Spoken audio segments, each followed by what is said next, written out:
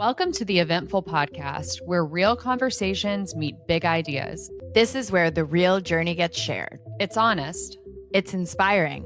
and it's always eventful. Rachael Donnelly is the Chief Marketing Officer for Experian Financial and Marketing Services. A marketing veteran with diverse experience in nonprofits, ad tech, and agencies, Rachael gets excited by translating complex technical solutions into simple, easy to understand value propositions for her brands. In her role as CMO, Rachael is focused on implementing the overarching product, branding, messaging, and go-to-market positioning and strategy to help drive Experian's position as a leader for the next generation of data and identity solutions across financial institutions and marketing technologies.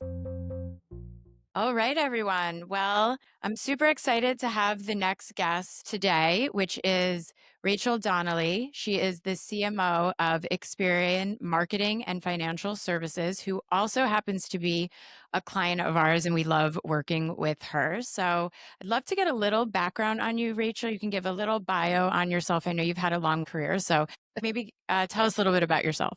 Sure. So my name is Rachael Donnelly. I run marketing for Experian's core financial services business as well as our marketing services business. I've been with the company for about 4.5 years.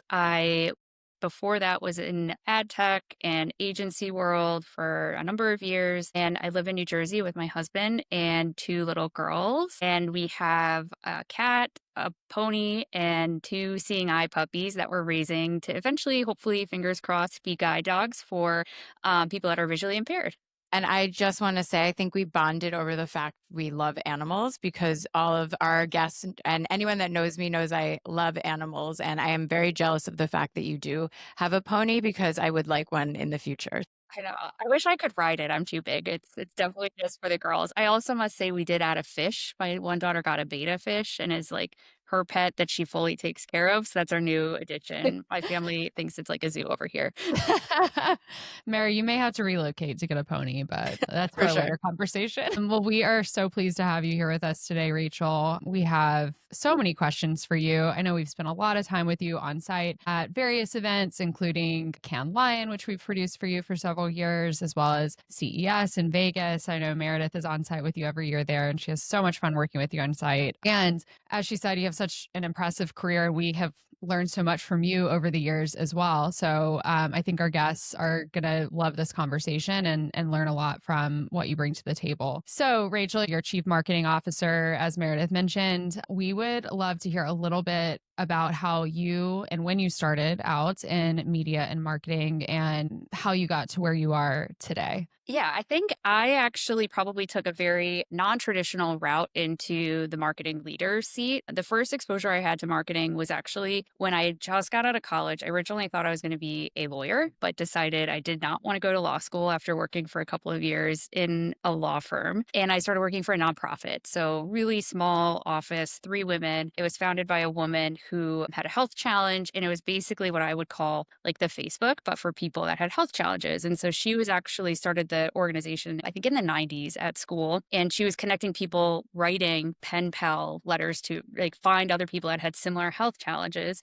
and making these connections so that people didn't feel so alone when they were going through their situations. When I started with her, she was trying to move that into digital world. And so she did a lot of connection and what now is I realize is marketing to try to connect people. So she was doing live events, bringing in speakers around healthcare topics to local hospitals. We did like mini podcasts before podcasts were even a thing where we were talking to experts about different health topics, whether it was dietary or cancer or whatever it was. We were like bringing all these people in and she was just a magical connector of people. And when we were going through the process of moving everything online, we were trying to find new people to join the social network basically at that time. And so we were increasing our awareness. We were making people aware of the capabilities or of the network. We were doing advertisements at hospitals, printing out pamphlets for people to sign up to be part of the network. So I realized as I was kind of in that process, I really enjoyed kind of building that brand with her and helping people understand the value that could come out of connecting people. And eventually I said, I think this is marketing. And I think this is what I want to do now. Instead of just working for this nonprofit, I do want to be able to work on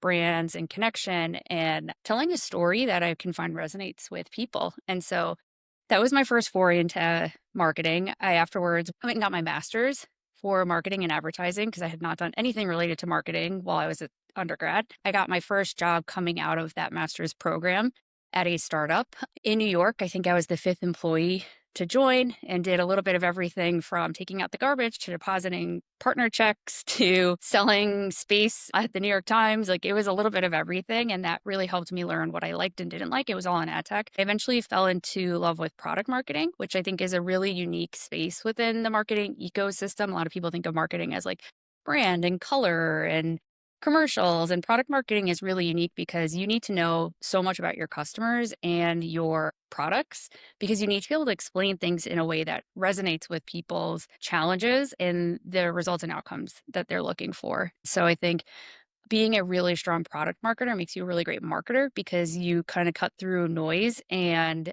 jargon and lingo and three-letter acronyms really quickly because you have to be very, very confident in your understanding of how a product is built, why it's built, who it's built for. And then being able to translate that into marketing is actually a little bit more easier than going the other way. So that's kind of how I got into marketing. And then I eventually landed in a couple of different senior level product marketing roles when I joined Publicis and joined Experian as my first core marketing, all aspects of the funnel, and really fell in love with it and built the team. It was a really good kind of ground up learning and have built on those fundamentals and foundations of product marketing to be the marketer that I am today. I'm just shocked. I had no idea you were going to be a lawyer.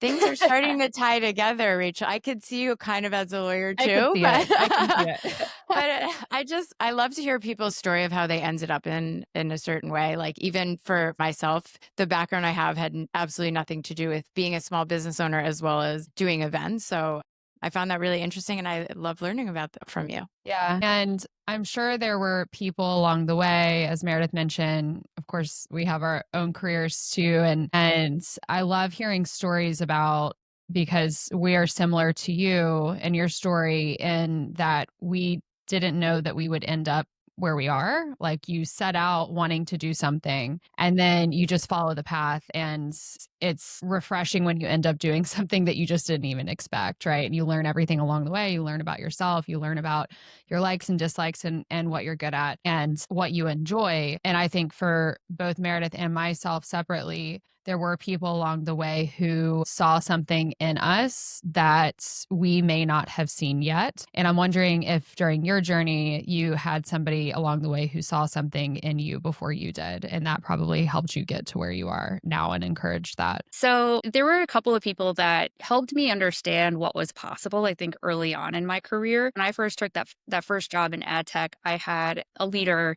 that was on the ground with me in New York. And I tried so many different types of roles in that first company. It's called Unruly Media. Now it's Nexon. It's been bought and sold a couple of times, but I'm still in touch with that same leader.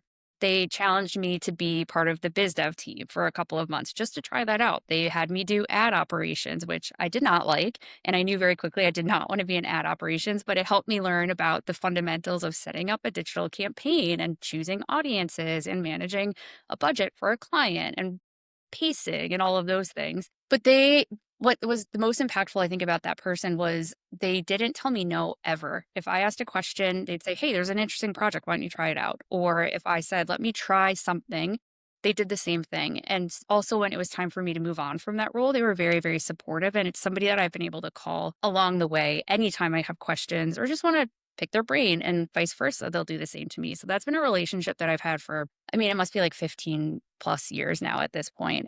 Really just a great coach and saw opportunity in me when I was really young and figuring everything out. And since then, there have been people similar along the way. When I was at Publicis, it was a lot of fun to see areas where there could be improvement, where I could make an impact, and I would raise my hand. Publicis was fantastic at giving you the opportunity if you asked for it. And so I think that's what's really unique. And maybe a little bit different today is make sure you're asking. If you see opportunity, make sure you raise your hand because while there are people watching out for you, they may not connect the dots and they may actually not see the same challenges or opportunities that you see when you're on the ground working in something day to day. And I think that's a lot of the learnings and opportunity that I've found in the last couple of career choices or changes that I've made is just finding an opportunity, raising your hand, saying, hey, I think I can make an impact, and then having the right leadership team in place that will allow you to do that. And so it's been somebody within each one of those companies. And even at that first nonprofit a couple of years ago, or however many years ago, that was the very first time where I said, hey, this is really interesting. I like this. I like this marketing thing. Let me do a little bit more of it. Those leaders in each one of these businesses has been the most impactful, probably. Do you feel now that you're a leader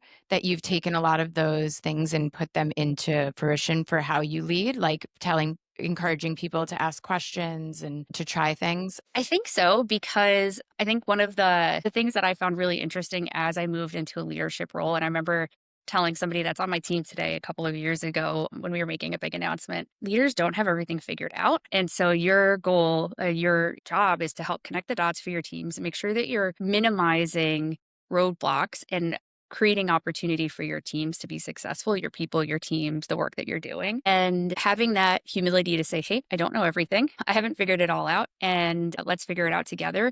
But also encouraging the teams to come with ideas is something that I think is so important. And I really encourage my teams to think that way. If you're going to wait for somebody else to come up with the answer, you're probably going to be waiting a long time. So why not take the initiative and have us tell you no? Actually, at the end of the day, come with your ideas, come with your suggestions, come with your questions, because that just makes us all a better team because we're able to communicate openly about challenges, opportunity, potential across the board. Yeah, that's something I found really interesting. When we started our business, I didn't really think about being a leader. We were just trying to figure it out, right? When it was just the two of us and we didn't have a team. And now that our team has grown so much, you all of a sudden find yourself in a leadership role. You're like, okay, how am I going to do this? And one of the most surprising things to me about becoming leaders ourselves is just what you said, that leaders don't have it all figured out, because when you're reporting to people internally for so long and have these mentors and these people, these leaders who you look up to, you sort of assume that they do have it figured out. And then when you're in a leadership role yourself, what I've found is that you really just are a facilitator for your team and a decision maker for your team. And you're, as you said, trying to connect the dots for them and remove roadblocks so that they can figure the things out that they need to figure out and present you with ideas and the decisions that you need to make. And then it's your job to make a good decision. And so that's been really interesting, I think, in at least my journey, Mary. I don't know if you found that too, but in moving into a leadership role as well. I'd say it's actually really similar to raising children. So I remember when I came home with my baby and my husband, and we put the car seat down and she was still in it. We kind of just looked at each other and were like, what do we do now? Like, you have no idea what to do. You don't know what you're doing. You're going to figure it out. And so Yeah. anytime I've kind of taken on a role or responsibility or anything like that, it's kind of really similar. You're excited, you get it, and you're like, whoa, now what do I do? And so there's a lot of figuring it out as you go, but that's why you have really build strong teams around you so that you can take risks, you can identify, again, potential, and you're enabling yourself to be successful, but you're enabling all the people around you to be successful. Even from a leadership perspective, I always tell my team, my goal is to make myself completely redundant. So if you can do your job without me, that means that we're successful. Because if I'm still doing your job, that means that you're not learning and you're not taking on more responsibility and you're not growing. And it's the same thing for me. So my goal is to make myself redundant. Eventually my kids will leave the house and go to college and have their own families. So I kind of think of it as very, very similar, honestly. We That's so cool. actually, this season, we have another female leader, Kavitha Gaddy, that said the exact same thing, that she had a boss that once told her, you want to make yourself redundant. And as she's led teams, that's always been in her head. So it's really, I really see the parallel on that over there. Yeah. And we learned so much from our guests. I know. I always So, take notes, Rachel. So yeah. Yeah, I had somebody once who asked, they're like, why would you want to make yourself redundant? Aren't you out of a job? And I was like, I guess, but I mean, usually there's more jobs to be had. So I'll be able to take on something else and pick up some more responsibility. And that's kind of how I want my team to think about it too. Yeah, because you want to grow too. We're always learning, right? And I'm sure you always want to learn new things and take on new roles as well. Over the years, we've planned more than 1,000 events around the world, which means we've spent a lot of time inside incredible hotel properties. From remote ranches to historic estates to urban icons, we've seen firsthand what makes a venue truly work for groups. In each episode of this season, we're highlighting one property that we love or that has seriously impressed us. Today's property spotlight is Woodstock Inn in Vermont. Classic New England charm, mountain views, and warm hospitality make it perfect for seasonal retreats, leadership workshops, and groups craving something cozy and authentic.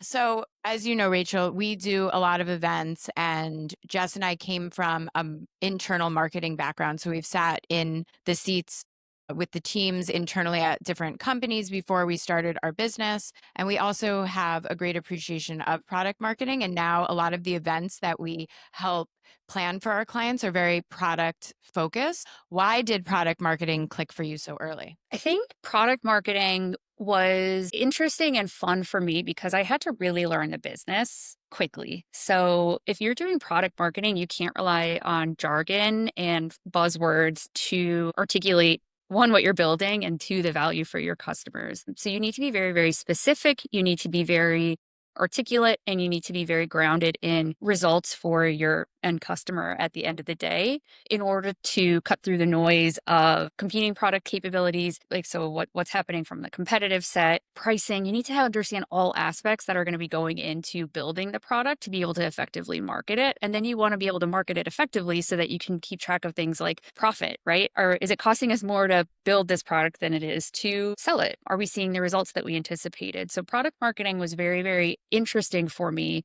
because it forced me to truly understand the what, the why, the how, the who, like all the major components of marketing really quickly. And being able to be a good product marketer, you're able to then articulate that very succinctly back to your customers at the end of the day and measure value. And I think when you look at like CPG marketing and you look at like people that are brand managers for big CPGs, they're essentially product marketers. So they are essentially have a product and they're trying to put it on the shelves and they're trying to get customers to go to the shelves and pick their products at the end of the day. They're running the P&L.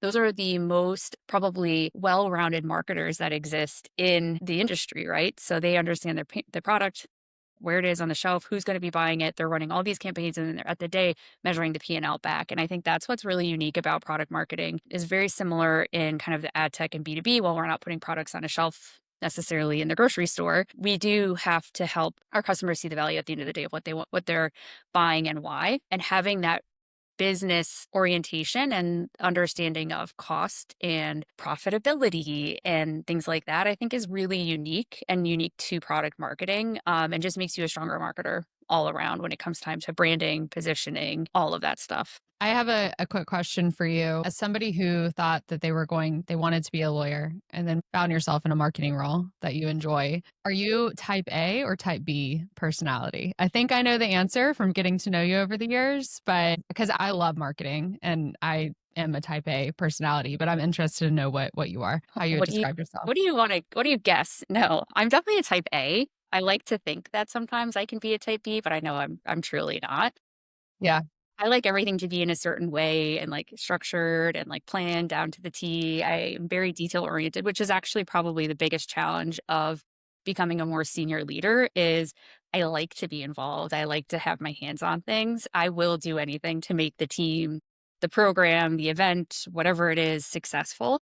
So I have had to grow out of being a micromanager to an extent and ensure that I'm enabling people to be successful. And yeah, I like things a certain way. I think anyone that knows me would So do I. probably say that. I love how Rachel rearranged the catering at CES. I just didn't even try. I looked at her and I said, take a stab at it. I would never say this to any other client because people hire us to help, but I was like, it's just going to get redone. So just do it. And it looked great. I have to say, I learned from you how to organize that.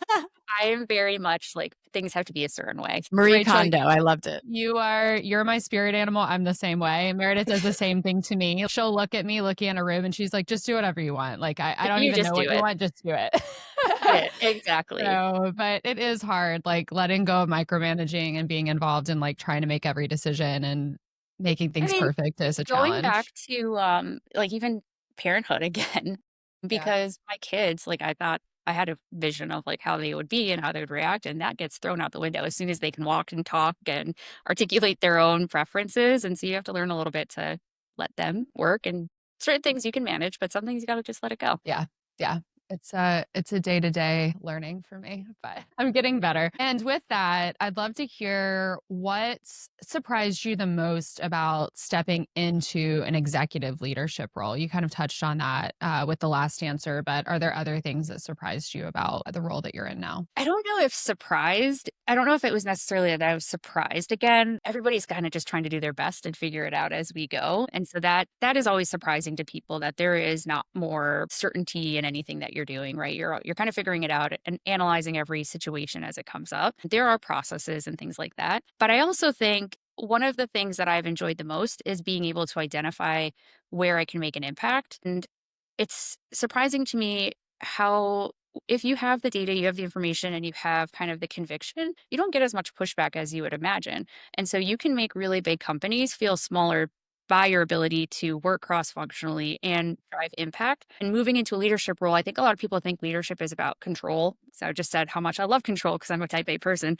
but it's not necessarily about control or power. It's about influence and being able to drive influence, not within just the teams that you manage, but the teams that are your peers and your customers at the end of the day. So being able to drive influence is surprisingly a really, really, really important skill set when you think about leadership and growing leaders as well. And it's less about control and management. It's more about influence and being able to do the right thing for the business at the end of the day. I find that answer interesting because I was actually going to move into it at a certain point, asking you about working at a large company and trying to get things done compared to working at startups back in the day.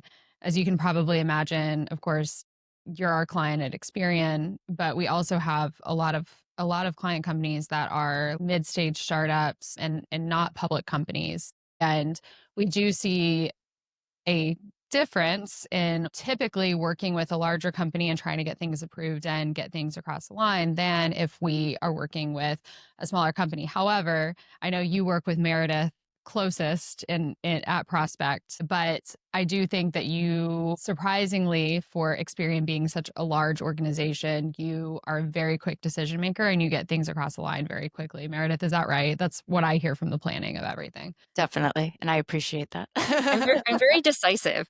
Yeah. But I think working at big companies and small companies, that was a surprise as well. Is I had kind of come up in startups. I was working at a 3-person nonprofit, and then I went to being employee number 5 in New York at a global kind of ad tech.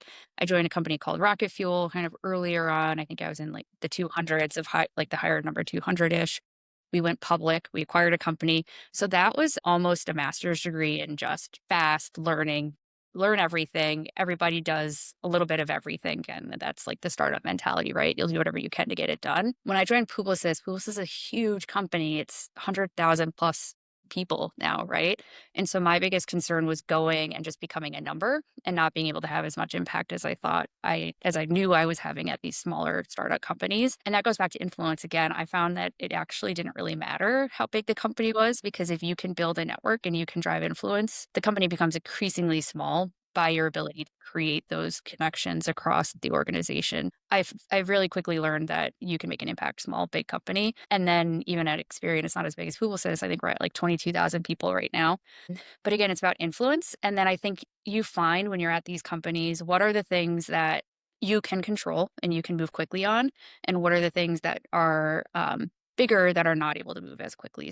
An example is Experian is a global company. I'm not going to change our logo. Like that's not something that's going to be within my remit I'm going to want to do tomorrow. So I know what I can control and what I can't. And I can control how we're executing an event or the decisions that we're making on the ground at the event or whatnot. But there are some things like we have a procurement team and that procurement team exists to protect the business. And so you know what that process is, you know kind of what the guardrails are that you're working within, and then you figure out how to kind of work and all the other pieces that you can manage and control yourself. So, Rachel, what do people not see about your job now? You could go a couple of different ways with that question. I think what people don't see is all of the back end prep discussions, whatever it is.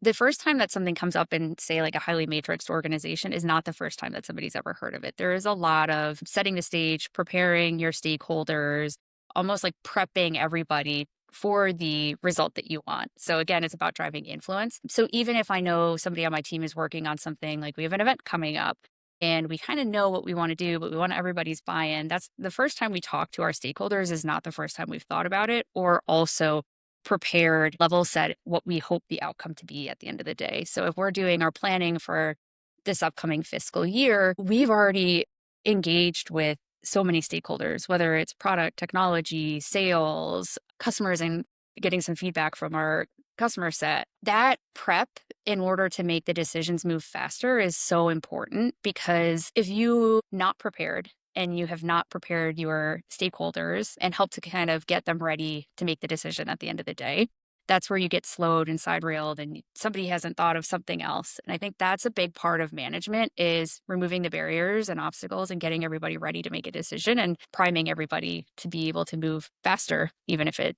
seems like kind of all the other things you do around it to get everybody ready is a little bit slower.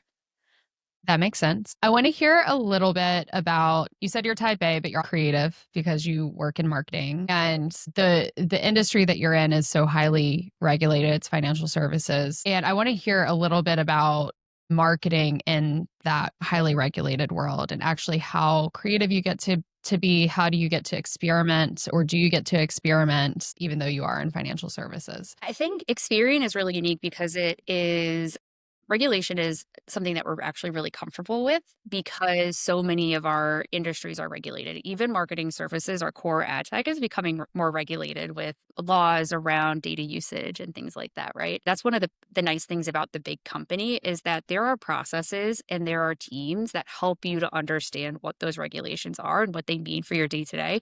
So it actually minimizes so much of the risk that comes with it, because you already know what the guardrails are that you're allowed to operate within. So I joke that I'm like the most uncreative CMO that exists, because I like things to be very pragmatic and like rooted in evidence and data. That's why my background is in product marketing.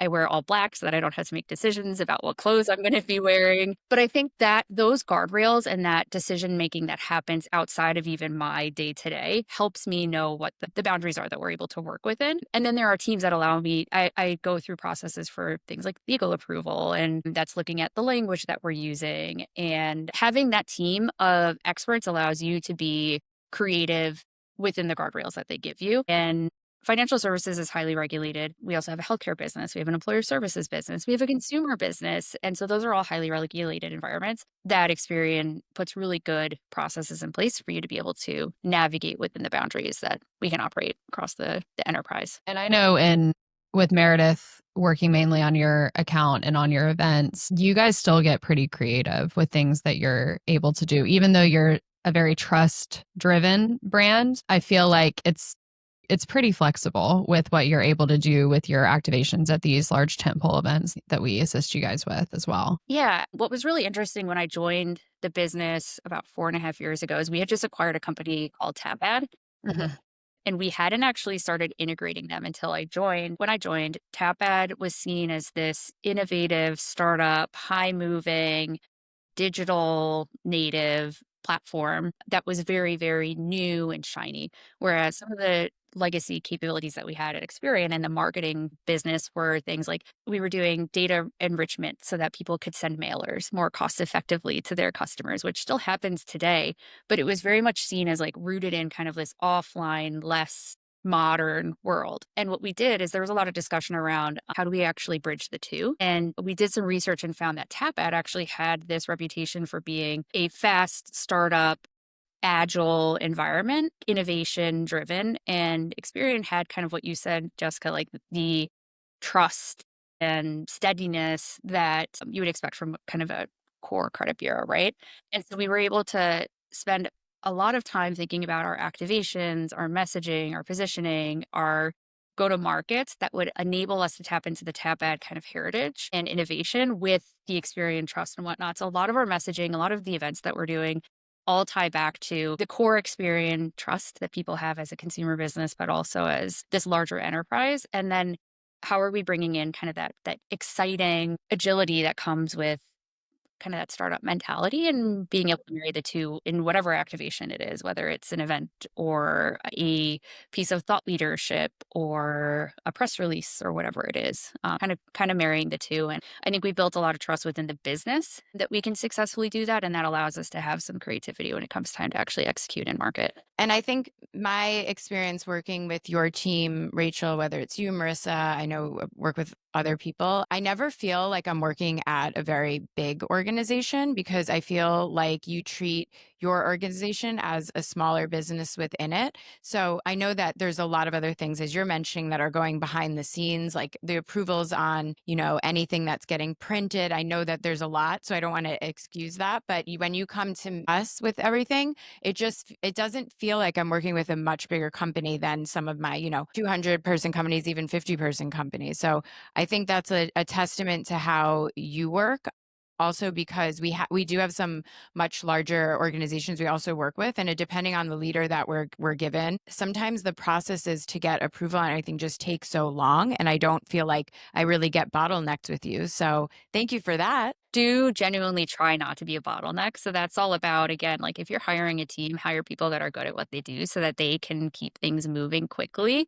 And you don't need everything to bottle up or bubble up to you to make a decision. And you have to empower people to feel that they can make those decisions. Because if you're leading from a place of fear and over management, people don't feel like they can continue to progress things along. I think we do a really good job on our events thinking about what is like the overarching theme, what worked well last time. So we do a lot of communication up until the point of actual decision so that we can move a lot faster. I mean, even after CES this last year, we did a whole retrospective. I think we spent an hour just talking about like what went well, what didn't go well, what can we improve on. If we were buying more candy boxes, what would we get? The answer was less chocolate, more Yeah. sweet things. But so important so that we can just make the decisions faster next time and we have immediate kind of actions, right?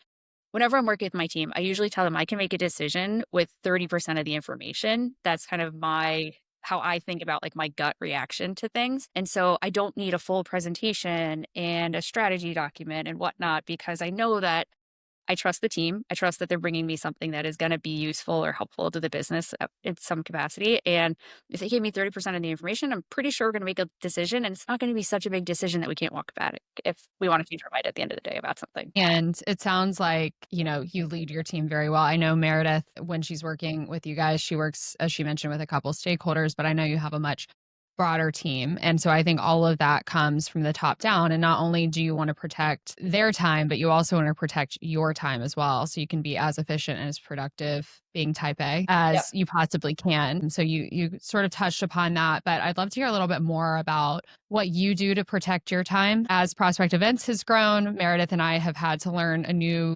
skill set of how do we protect our time. And it's a constant navigation every day. And I know you probably lead a bigger team than we do. So I'd love to hear a little bit about, or if you can just give us any advice or the listeners, any tips or tricks on how you protect your time as your team grows and just as your responsibility grows. Yeah, I think something that kind of clicked for me maybe a couple of years ago was nobody's going to protect your time but you. So you are the only person that can manage your time. And there are a couple of things that I do, one for myself and then two for my team, even every year. So I think it's really important to set the standards with your team of how you expect time to be used, communication channels, etc. So I always tell my team, I'm the worst at email. I will get to it eventually, but it's hard when you're in meetings and emails are coming in. You're kind of reacting to more faster forms of communication, like a call or a text or a Teams chat or whatnot. So email is great for like big updates if you want to give them to me, but don't expect an answer right away. Always available on Teams. We use Teams and text message. I actually have found text message is just such a good way of communicating like quickly across the teams. And that's something that I think is relatively newer in the last couple of years. I also have a rule that if you're setting up a meeting, there needs to be an agenda. So we say this thing where it's no agenda, no attenda. I'm not going to join a meeting if I don't know what the purpose of me attending that meeting is. If there is any prep that I need to do, am I responsible for any outcomes? It's really, really hard. So I tell my team that no agenda, no attenda. If you set up a meeting with me and 10 other people, I may not join because I don't know what my role is there. And then I also find I do something with my team. I've done it from a budgeting perspective, but I do it with my team every year starting in the new year is I call it zero-based meetings, which is we're just going to delete everything that's recurring because you would be surprised in a big corporate company how many meetings get set up on like a recurring basis.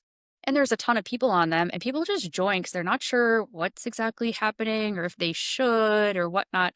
So I say zero-based meetings, delete everything and start fresh and start setting things up on new cadences with new attendees, et cetera. Likelihood of something changing in the last couple of months or a year it's highly likely that something's changed. So we do no agenda, no attenda, zero-based meetings.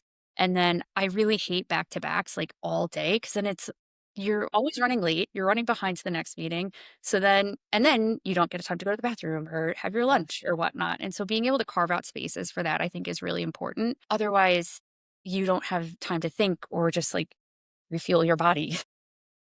And Yeah. nobody's going to do that for you but you. So block your time and give yourself thinking time. And that'll just mean you're more effective when it comes to going to the next thing. Man, I just learned so much from you. Thank you, I'm Rachel. like writing on our team Slack channel, no agenda, no attendance. Well, I even say that to my team. I mean, listen, it's growing pains as a small. I mean, you've seen us relatively early in our business, so I can take the blame for it. But I would go in sometimes with a client, admittedly, with no agenda. That is so unprofessional. So it's like if we have no agenda. What are you talking about? Exactly. No, it's something very important. Like we have to have an agenda to talk to the client about because especially if it's their time's precious as well, right? Like if we only meet with them, every 2 weeks, you can't just go in without anything Like, to hey say. guys, how's it So, going? yes. Talk for 30 minutes no matter Exactly. I'm what, sure right? we could talk about puppies for 30 minutes, but is that the most effective use of time? Sometimes you do The need those first 5 meetings. minutes have to have that though with us. We spend a lot of time on this show talking about what actually makes events work, how strategy, leadership, and momentum come together in real life. That's exactly why we built Prospect 365, our partnership model for teams producing multiple events each year who want a strategic partner, not just a vendor. We stay close to your events calendar and your marketing goals, giving you consistent expertise, predictable support, and a team that truly feels like an extension of yours. If that sounds like the kind of support that your team has been looking for, you can learn more at prospectevents.com/prospect365. I want to hear, I know we don't have much time left, but I know you are very big on giving back and developing others and mentoring and working on boards as well. So I want to hear a little bit more about what you do there. So actually the one board that I've been a part of actually for a while is the nonprofit that I started at. So Wow. kind of came full circle is that I started at this nonprofit right out of college and helping kind of in this transformational period. And the founder, who is a lovely woman, asked me to come and help on the board. And so that was a really interesting experience because I had never done that sort of work before. And as a type A person, I had to find the balance of advising versus doing, which when you're on the board, you actually don't do, you advise and you help give guidance and knowledge and perspective. And I found that to be a really interesting and humbling experience as being able to give advice and feedback, but allow the team to do with that what they choose because they don't necessarily have to do what recommendation you're giving them. So that was a really interesting experience. And it's also translated back into the mentorship work that I do. So I think it's really important when you're mentoring it's not about you, it's about the person. They need to be able to come and do the work as well. And you should always kind of start with what their objectives are. And sometimes it's just talking to somebody else about what their experiences are. Sometimes they're getting prepared for a job interview or a performance review. And so it may be a little bit different based on your mentee.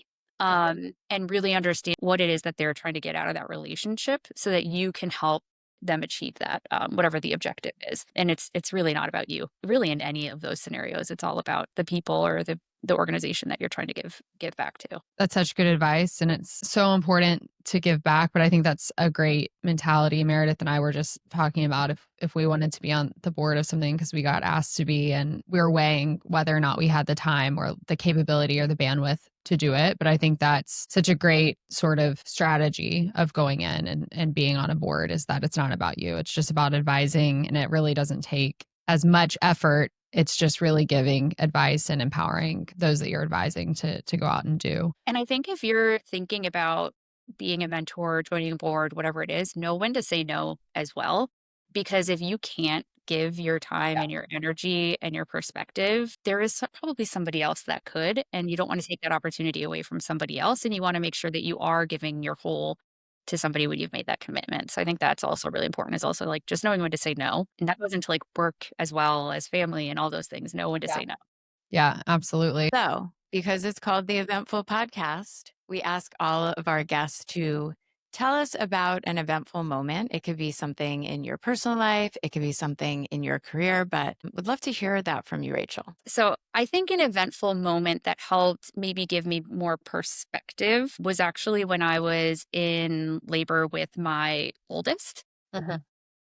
I felt really guilty about being in labor somehow and going to the hospital and missing out on work. So I knew this was happening. I had already been doing all the prep for my transition. I knew I was going to be going on leave, but there were a couple of things that I just hadn't gotten done. And I brought my laptop to the hospital with me. And my husband was like, "What are you doing? Why would you do that? Like, the work will still be there tomorrow or in a couple of months when you go back." And I think that helped give me a lot of perspective is you need to be able to I did not do that with my second child, but you need to be able to know, like, at one point, is it okay to say, close the computer, take a few minutes, the work will still be there tomorrow. The fire drill, whatever it is, will still be there tomorrow. And sometimes just having the right perspective, headspace, time will give you better perspective and like take the time that you want. So I know my girls like to ride. I like to be able to go every once in a while with them to the stables after work. And that might be a 3 o'clock or 3:30 lesson, which means I'll just block my calendar for that afternoon and I'll feel better about it and come back to work later in the day anyways. And so that was kind of that specific moment. Bringing my laptop to the hospital with me was definitely a learning experience of being able to just kind of like shut off and think about yourself. And then also what kind of example you're setting for the people around you as well. Is that I would be mortified if I found out that somebody on my team was going into labor and worrying about work. And so being able to set that example for yourself and for your teams that you're managing and your peers and whatnot, I think is really important. Absolutely. Wow. That's a wild story. I know there's somebody on our team who said at her last job she was in labor working at the hospital. So we try not to be those bosses. And she definitely enjoyed her maternity leave this past year. The craziest thing is nobody expected that of me. I don't know why I put that pressure on myself. And so I think that's really important. Yeah. And I think the example, as you said, leading your team and showing them what work life balance should look like. I mean, it's so hard. It's so hard to navigate as a leader or as a business owner for us, I think. But leading by example, as you mentioned, is so important for the team as well. So, I don't think there's a balance. That's the thing that's hard is there is no balance. Some days it's going to be heavier one way and some days it'll be heavier the other. And just making sure that you are comfortable with where you are at any given time and you're communicating with both your people and with your family what is going on, right? I remember one time telling somebody on my team, they had said something where they needed to make every day for a certain time, they weren't going to be online. And I was like, that's just fine. Just tell the team, like, hey, I'm unavailable at this time. You should not feel guilty about it at all. yeah. And or calendar block. Calendar block's huge. If you got to do this or that, or you have a doctor's appointment, it's like just put it on your calendar and then everybody's aware. And then it's not a surprise and you're not trying to work while you're walking the dog or while you're on Exactly. an You don't feel appointment or guilty. whatever it is. Yeah. Yeah. And that's just the life of working from home, right? It's just part of it. And with a virtual company. But well, I've learned so much about you, Rachel, and I've learned so much about leadership in this past hour from the answers that you've given us. I know we're out of time, but we could talk to you for another 2 hours probably. But we just appreciate you coming on to our podcast so much. I think everybody listening will learn a lot and find everything that you came with very beneficial to them. So thank you. And I just want to say thank you as well. I've had the opportunity to be able to work with you the past several years, and I've always looked up to you. I think you're an incredible leader, and I so much enjoy working with you. So to just have a more personal conversation with you has just been such a pleasure. And I, like Jess said, I've learned a lot from you and your leadership style that I would now like to implement to my team. So no agenda, no agenda, but Hashtag. hashtag. Thank you both so much. This has been fantastic. And I love our partnership and I can't wait for our next event. Yeah. Thank you. Thanks Thank so you. much. Thanks for listening to the Eventful Podcast. If you loved this episode, follow us on Spotify or Apple Podcasts and catch us on Instagram at the handle @theeventfulpod. See you next week.